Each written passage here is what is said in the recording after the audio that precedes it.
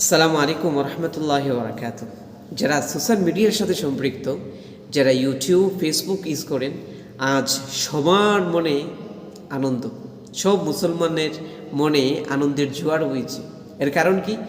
এর কারণ হচ্ছে ইরান ইসরায়েলের তেল আবিবকে ধ্বংস করে দিচ্ছে, ধ্বংসস্তূপ বানিয়ে দিচ্ছে। এখন ইসরায়েলের মানুষের মনে আর শান্তি নাই। ফিলিস্তিনি ভাই বোনদের ওপর নির্যাতন করার মতো মন মানসিকতা এখন আর তাদের নাই। সব কিছু শেষ হয়ে গিয়েছে। দেখেন, এই ইসরায়েলরা আমাদের মুসলমান ভাই বোনদেরকে ধ্বংস করে দেওয়ার জন্যে তারা কত ধরনের ফন্দি আঁটলো, কত ধরনের প্ল্যান প্রোগ্রাম করলো, কিন্তু আজকে তাদের সব দরিস্যাৎ হয়ে গিয়েছে।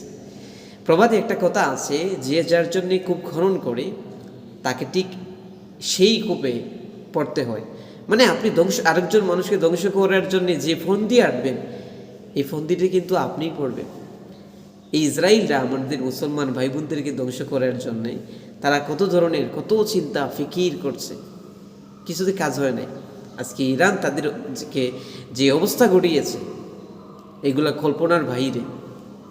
সোশ্যাল মিডিয়াতে এগুলো সব ভাইরাল হয়ে আছে, মানুষ দেখছে, দুনিয়ার মুসলমানরা দেখছে, আনন্দ নিচ্ছে। এখন আসুন শিয়া নিয়ে কিছু কথা বলি। দেখেন, এরা যদিও শিয়া মুসলিম, এদের আকীদায় যথেষ্ট ভ্রান্তি আছে।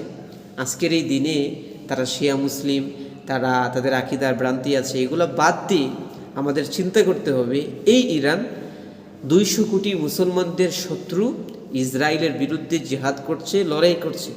সুতরাং আজকেরই দিনে ইরানকে সমর্থন দেয়া, সেটা হচ্ছে আমাদের দায়িত্ব।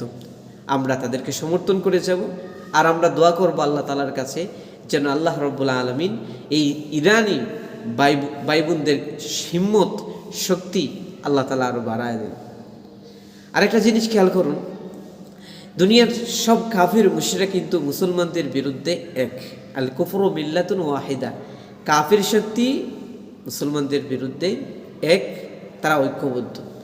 আজকে দেখেন, ইসরায়েল নির্যাতিত, নিপীড়িত, কিন্তু তাদের পক্ষে কাজ করছে আমেরিকা, তাদের পক্ষে কাজ করছে এই প্রতিবেশী দেশ। এই প্রতিবেশী দেশ নিয়ে কিছু কথা বলি।